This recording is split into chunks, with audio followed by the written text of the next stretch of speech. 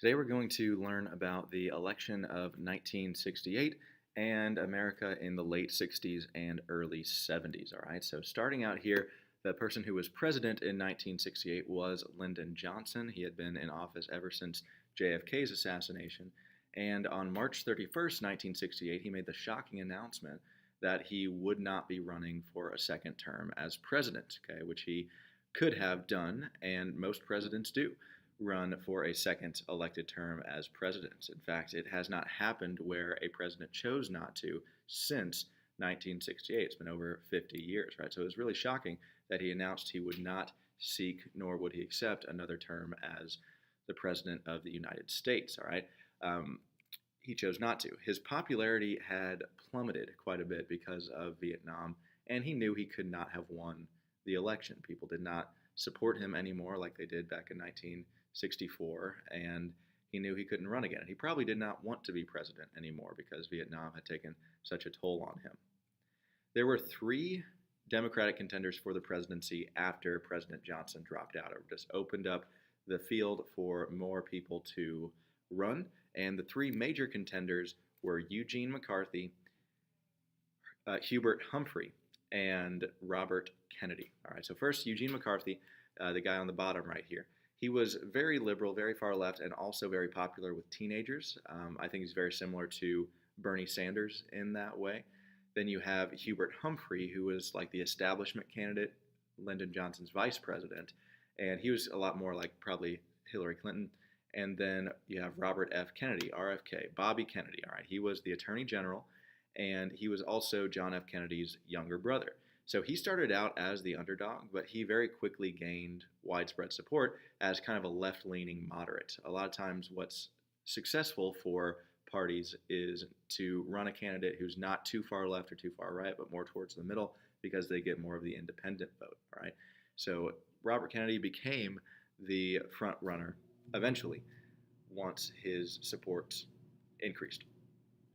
Now, he had just won the California Democratic primary on June 4th, 1968, and that's huge. California is the biggest state in the country, and whenever he won, people thought that Bobby Kennedy was probably going to be the Democratic nominee for president in 1968 and would have a good chance of winning. So we thought we were going to have a second Kennedy president, and remember what I told you guys about how he calmed people after Martin Luther King's assassination. But tragically, right after he won the California Democratic primary, just after midnight, after he made his victory speech, he was shot as well. He was assassinated. Bobby Kennedy was shot by a Palestinian immigrant who did not like the fact that Kennedy was pro-Israel. And very shortly thereafter, a few minutes to an hour later, he died in the hospital, just like his brother. So just tragedy, really, that he died. A lot of people call him the best president that never was because he probably would have been pretty good. And this assassination really affected the United States. The country took it very hard. Even Republicans, even people who didn't really support him for president or wouldn't have voted for him, took it really hard because he was just a likable guy. People liked him, and he had also promised to get the U.S. out of Vietnam.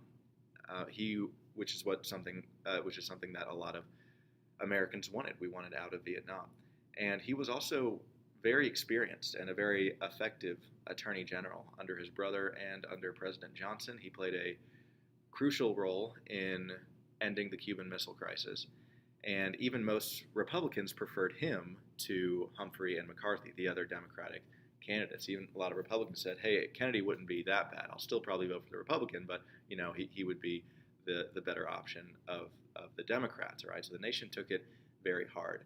And that happened shortly before the 1968 Democratic National Convention.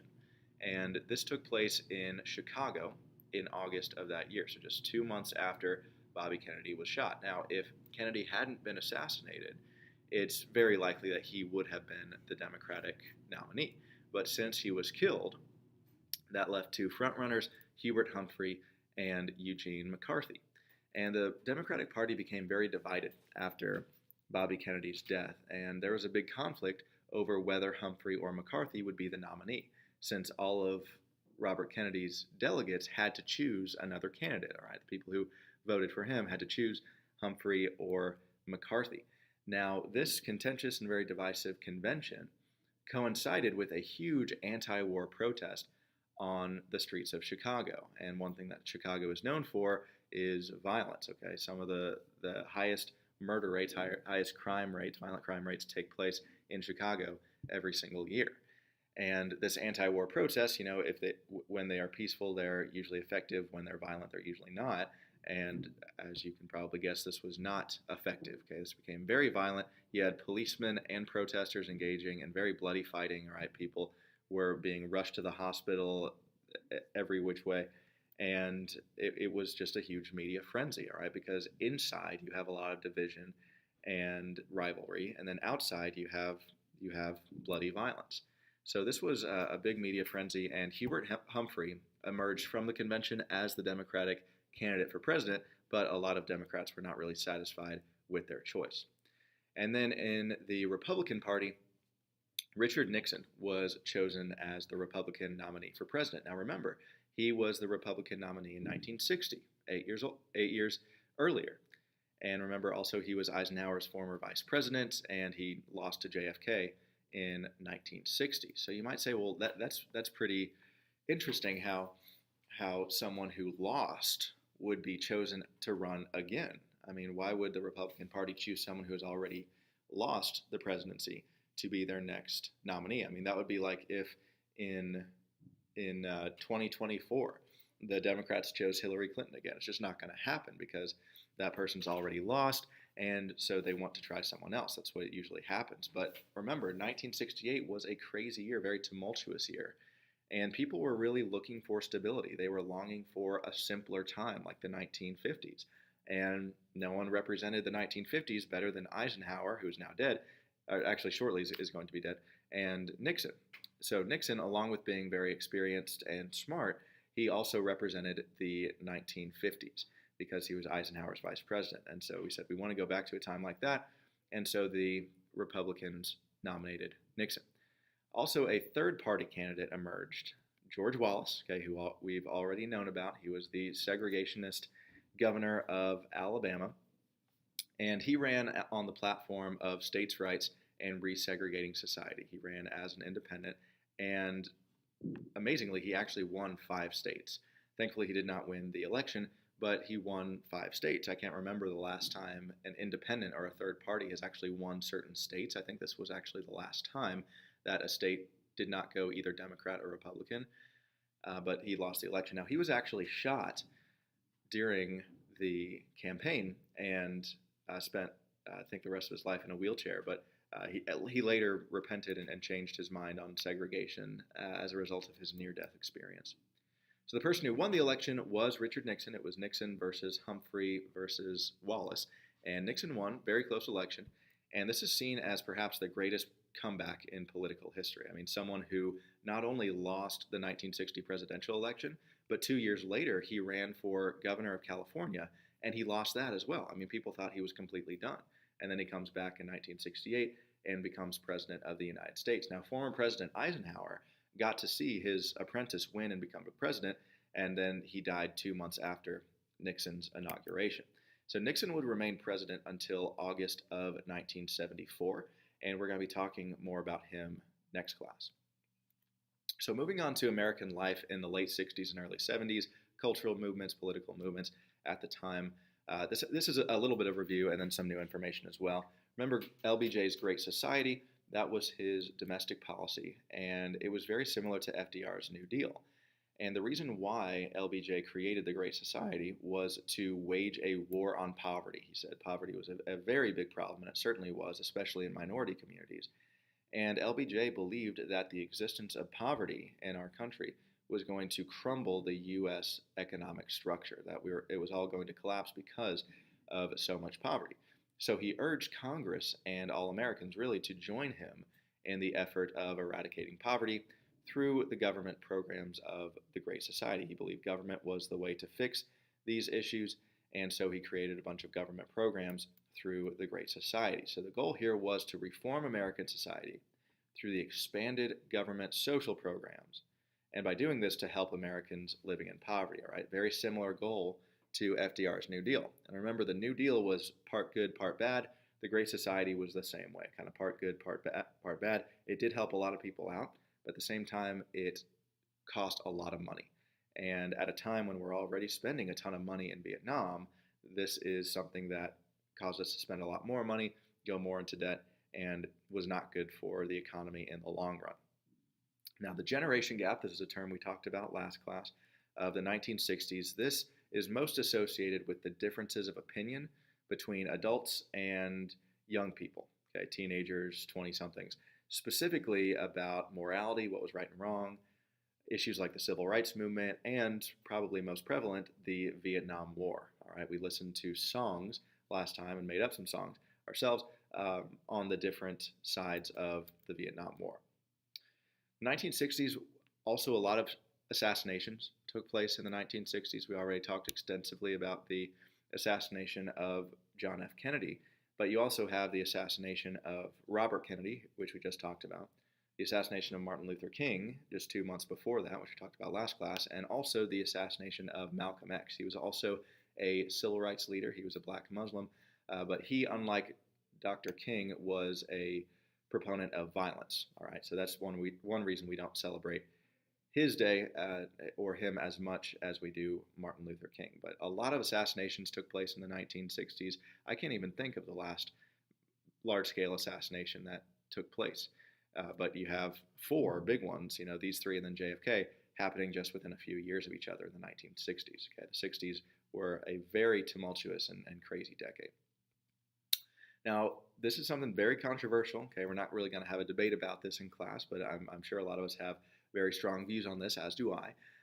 Roe versus Wade. Okay, the Supreme Court ruling that was made in January of 1973, Roe v. Wade. Okay, so this stated that abortion is now legal in all 50 states, that states cannot criminalize or illegalize abortion in the first trimester of a woman's pregnancy. That means the first 3 months. Okay, so Roe v. Wade said that states cannot pass laws that prohibit abortions during the first trimester of a woman's pregnancy. And before this, abortion was only legal in a handful of states, and this made it legal throughout the entire country.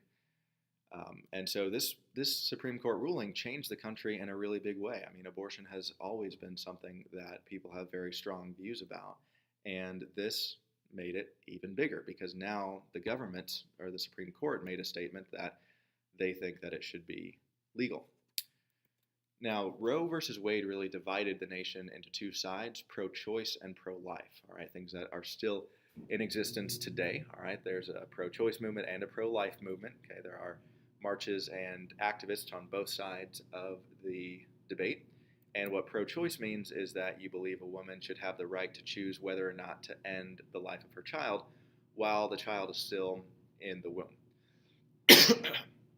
And then pro-life means that you believe it should be illegal for someone to terminate a pregnancy under the belief that abortion is murder. Okay, so very different opinions here. Okay, and a lot of it comes down to when you think life begins, whether life begins at conception or whether life begins at birth or somewhere in the middle. That's one of the things that makes this a very contentious and divisive issue. Okay, but the pro-life movement in this country is getting a little bit larger now. Pro-choice is getting a little bit less common, but still probably the majority of Americans are pro-choice in the first trimester only, but afterwards think it should be illegal. Now, something to connect it kind of to modern day, every January in Washington, D.C., there is a conservative protest against abortion called the March for Life. And in this march, every single year, you have hundreds of thousands of pro-life people marching in protest of Roe versus Wade. They march all the way to the Supreme Court building. And why this is so significant is because most forms of political activism and protesting are performed and embraced more by those who are more liberal, who are more left-leaning. Okay, so things like feminism is a liberal issue. Gay rights is a liberal issue. You don't very often see conservatives being activists or marching or protesting something. Yet every year you have hundreds of thousands of conservatives marching, pro-life people marching. All right, so but conservative activism is very uncommon. I'm not saying it's right or wrong to protest. I'm just saying it comes much less naturally for conservatives than it does for liberals. So the fact that 500,000 conservatives meet every year to protest this issue really shows how important it is to people. Now, at the time of Roe v. Wade, there were also counter protests in which demonstrators would hold up signs like "My Body, My Choice." That became a kind of a battle cry for the pro-choice movement. And then people on the pro-life side would say, well, it's not your body, it's a baby inside of your body, and we wouldn't tell you what to do if it really was just your body. Now, abortion became the most controversial issue since slavery, and it's still hotly debated to this day. Every single political election, all right, every single presidential election, and even congressional elections, that is an issue brought up in debates. I remember in the Trump-Clinton debates, that was something that they debated between, and President Trump is pro-life and Hillary Clinton was pro-choice. So there are still a lot of pro-life and pro-choice protests today, and abortion is still a major issue in every election and probably will be for the foreseeable future. All right, and finally here, one thing that's important to understand about American life in the late 60s and early 70s is the music, okay? If you really want to understand the history of that time, listen to the music of that time. People like Bob Dylan and the Rolling Stones and some of the country artists as well, some of the people we listened to in class. This was a time when music became very political, all right? Music was used by a lot of people at this time to express their political views about things like Vietnam, about what's right and wrong, morals and values, and about the government in general. And music is still often used today to express political views about similar things. But that all started with the late 60s and early 70s, all right? So let me know if you have any questions about what we learned today.